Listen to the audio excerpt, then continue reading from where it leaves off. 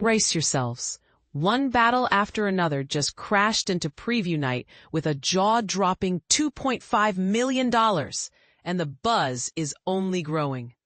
Audiences snapped up early tickets in city after city, setting the stage for what could be a significant box office win for Warner Brothers and Leonardo DiCaprio's latest collaboration with director Paul Thomas Anderson.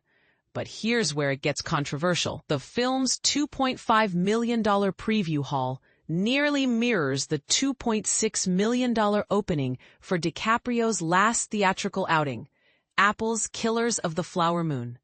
That Scorsese-helmed epic went on to bank $9.4 million on opening Friday and a $23.2 million three-day weekend, even without the cast touring theaters during the 2023 strikes. And that movie ran a staggering 3 hours and 26 minutes. By contrast, one battle after another clocks in at a brisk 2 hours and 41 minutes, racing along at a clip that left early viewers impressed. Early Thursday screenings, beginning at 2 p.m. in 3,200 locations, didn't top Quentin Tarantino's Once Upon a Time in Hollywood, which scored $5.8 million in 2019, off showtimes that kicked off at 4 p.m. That R-rated summer smash, buoyed by Brad Pitt and Margot Robbie, went on to a record $16.7 million first Friday and $41 million over 3 days. It also enjoyed a Cannes premiere and word-of-mouth tale that kept it roaring. And this is the part most people miss. One battle after another's Rotten Tomatoes audience score of 87% outpaces some of DiCaprio's biggest crowd pleasers. The Revenant, 84%.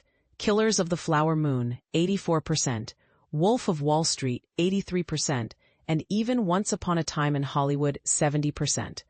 Among Anderson's own filmography, it towers above Licorice Pizza, 65%, and edges past two-time Oscar winner There Will Be Blood, 86%. Though it trails classics Boogie Nights and Magnolia, each at 89%. Industry insiders predict a low $20 million domestic opening weekend against a hefty $130 to $140 million production budget.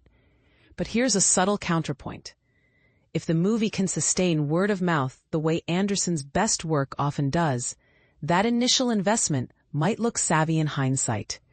Warner Bros. Deliberately bypassed the autumn festival trifecta, still wary after Joker. Folie à stumbled in Venice, opting to roll screens for one battle after another just as critics returned from Toronto.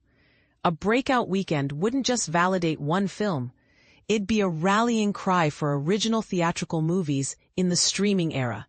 So what do you think? Can a nearly 3-hour plus-size novel adaptation filmed by a visionary director and fronted by DiCaprio overcome today's fractured audience habits? Is skipping the festival circuit a genius move or a missed opportunity for prestige buzz?